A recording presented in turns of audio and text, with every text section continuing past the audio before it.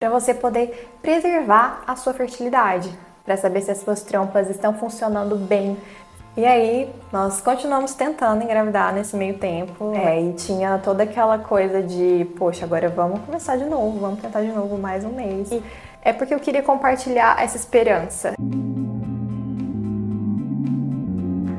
Oi, eu sou a Aline e esse é o segundo vídeo dessa série aqui no canal em que eu tô compartilhando a minha história desde o meu diagnóstico de endometriose, que, se você não sabe, é uma doença conhecida por ser uma grande causadora de infertilidade, até a minha gravidez natural. Eu estou grávida de 20 semanas, estou exatamente no meio da gestação e hoje eu quero compartilhar com vocês como que eu consegui engravidar naturalmente tendo endometriose. E se você não viu o primeiro vídeo, nele eu conto como que foi o tratamento da endometriose e como que eu consegui controlar a minha doença, passei por uma cirurgia.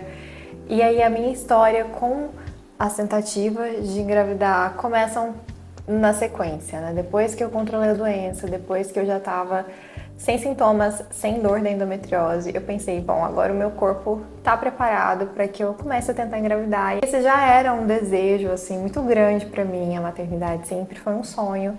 E então eu me senti preparada para dar esse passo, né, de decidir começar a tentar.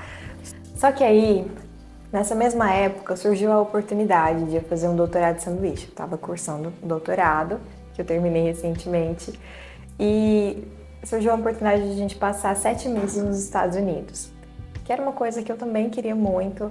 Então a gente decidiu que a gente iria passar esse tempo fora e que quando a gente voltasse, aí sim a gente ia começar a tentar engravidar, porque a gente não queria, enfim, engravidar em outro país. A gente sabe como que é a saúde nos Estados Unidos, a acessibilidade, e então nosso plano foi esse.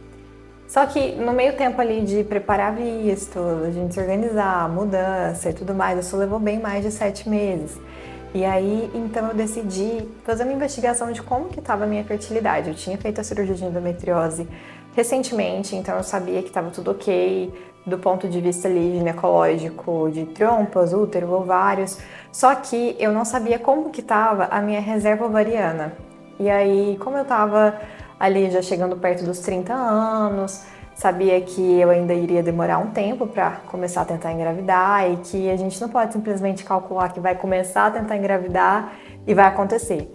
A gente tem que ter uma margem aí, porque isso pode demorar a acontecer. Então, considerando tudo isso, eu decidi procurar uma ginecologista especialista em fertilidade, que assim, o termo mais técnico é reprodução assistida.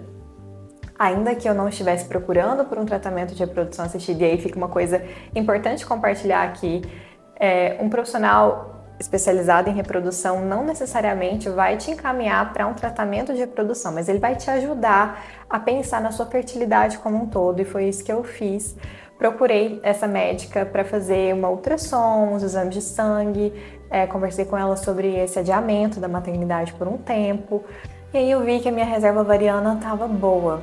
Se não tivesse, o plano seria congelamento de óvulos, que é um caminho para muitas mulheres que precisam por algum motivo ou querem adiar a maternidade ou que vão passar por procedimentos como a própria cirurgia de endometriose. E aí é importante comentar isso aqui. É uma coisa que eu não fui informada quando eu fui fazer a cirurgia e que eu sei que muitas mulheres acabam descobrindo só depois também. Se você vai passar por uma cirurgia de endometriose, considere, converse com o seu médico sobre a possibilidade disso afetar a sua reserva ovariana e a necessidade de você fazer um congelamento de óvulos antes do procedimento cirúrgico para você poder preservar a sua fertilidade e, assim, preservar pelo menos óvulos de qualidade, né? Então, resumindo, passei por essa avaliação inicial, vi que estava tudo ok e que eu podia adiar, então, não por muito tempo, mas por um tempo, as tentativas de engravidar. Voltamos aos Estados Unidos, começamos a tentar? Não. Eu procurei novamente e aí já foi um outro profissional, um outro médico de reprodução assistida, que foi uma indicação de uma amiga, e numa clínica que tinha uma estrutura boa e que cobria o acompanhamento pelo meu plano de saúde. Fui lá, refiz os meus exames, ultrassonografia, esterossalpingografia, que é um exame importante também se você tem endometriose e vai começar a tentar engravidar, para saber se as suas trompas estão funcionando bem e se não tem nenhuma obstrução. E descobri alguns focos novos de endometriose, mas que estavam bem pequenos e que não estavam causando assim um quadro de inflamação preocupante ali na minha região pélvica. E recebi um sinal verde do médico para começar as tentativas. Só que, e aí isso foi uma coisa assim que fez toda a diferença. Esse médico ginecologista acompanhou tanto a mim quanto ao meu marido, porque quando o assunto é fertilidade, isso é uma questão para ser lidada não só pela mulher, mas sim pelo casal. E aí fomos juntos nessa consulta, eu passei pelos meus exames e o meu marido passou também por um urologista encaminhado pelo ginecologista, os dois atendiam juntos ali na mesma clínica, e ele fez exames de espermograma e espermocultura para saber como estava a quantidade de espermatozoides dele e também qual era a qualidade dos espermatozoides. Estou um pouco ofegante aqui por causa da gravidez, um pouco enjoada também. Vamos lá. E a gente descobriu que, além do meu diagnóstico de endometriose, que é uma doença que pode causar infertilidade, a gente descobriu que o meu marido também tinha um diagnóstico de uma condição de saúde que também pode causar a infertilidade, que é a varicocele. E aí, a indicação dos médicos pra gente, no caso do meu marido, foi que a gente tentasse engravidar por um tempo, um período curto, e caso a gente não conseguisse engravidar, que ele passasse também por uma cirurgia para correção dessa varicocele, que é uma espécie de obstrução ali que acontece nos vasos. Eu não sei explicar muito bem, mas que, assim como a endometriose é uma condição muito comum, a endometriose entre as mulheres e a varicocele entre os homens, e a gente teve essa combinação aí de dois problemas de saúde que podiam causar infertilidade. E aí, do ponto de vista, assim, das emoções, né? Quando a gente descobriu esse diagnóstico, a gente ficou um pouco preocupado, e o que a gente ouviu dos médicos era que eu tinha, com o meu diagnóstico e com o meu quadro de endometriose ali que estava controlado, já depois de cirurgia e tudo mais, uma chance de 50% de conseguir engravidar naturalmente e 50% de não conseguir. Ou seja, seria algo que a gente teria que descobrir tentando.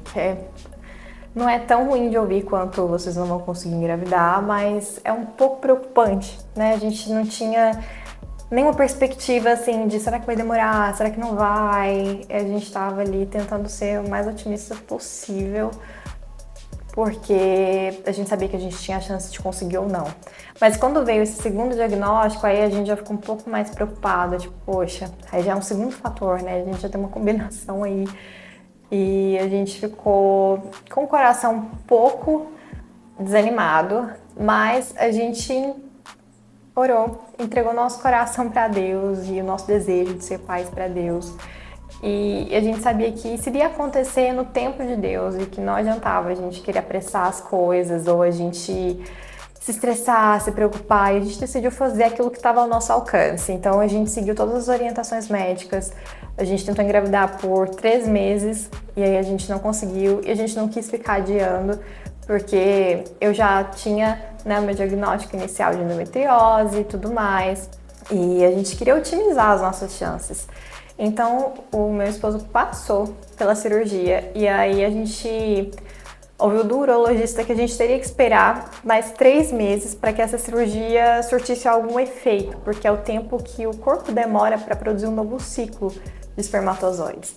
E aí, nós continuamos tentando engravidar nesse meio tempo, né? O meu médico falou, olha, custa tentar, a gente nunca vai falar para vocês que é impossível engravidar. E eu achei muito bom ouvir isso dele, porque os médicos às vezes têm uma postura até um pouco arrogante de falar você pode engravidar, você não pode. E a verdade é que cada caso é um caso, cada história é uma história. E que a medicina explica as coisas até um certo ponto.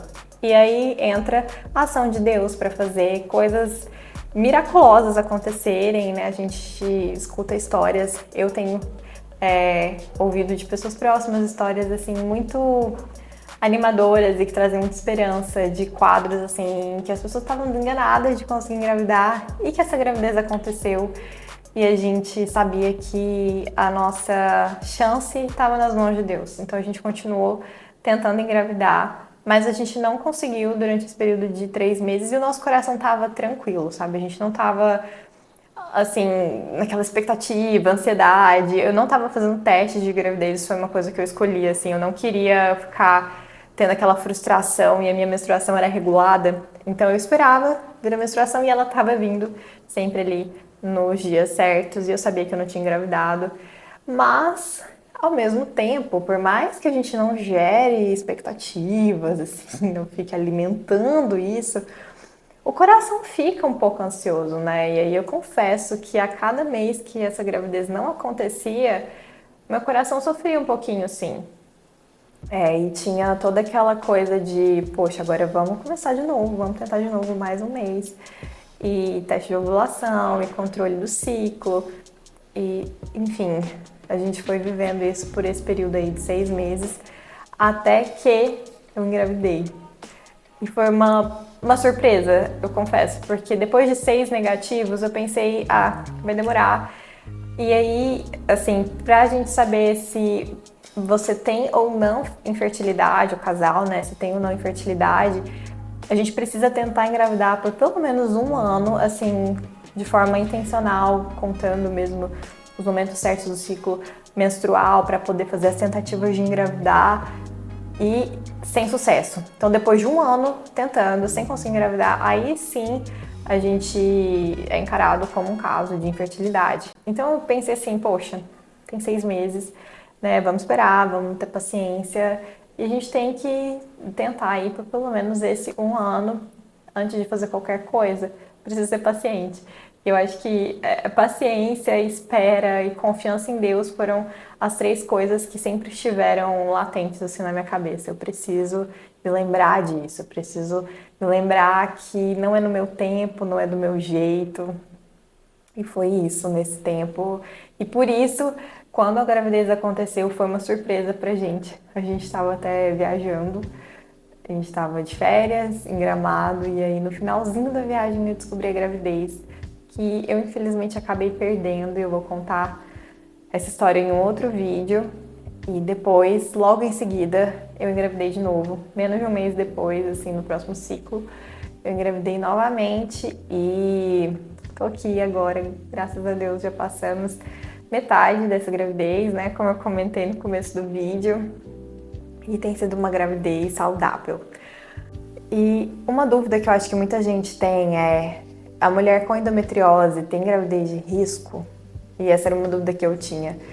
E a resposta é que isso é muito particular e vai de caso a caso. No meu caso, a minha gravidez não é de risco. Mas alguns casos de endometriose, por causa da forma como a doença se desenvolve, dos sintomas que ela causa, ela pode sim desencadear um quadro de uma gravidez de risco, mas gravidez de risco não é nenhum bicho de 7 cabeças e não é nenhuma raridade. Gravidez de risco é algo comum e que existem vários profissionais preparados para acompanhar e lidar. Então, se você já ouviu falar que, sei lá, de um médico que por você ter endometriose, no seu caso, sua gravidez seria de risco, não se assuste, porque isso não significa que você não vai conseguir ter um bebê saudável.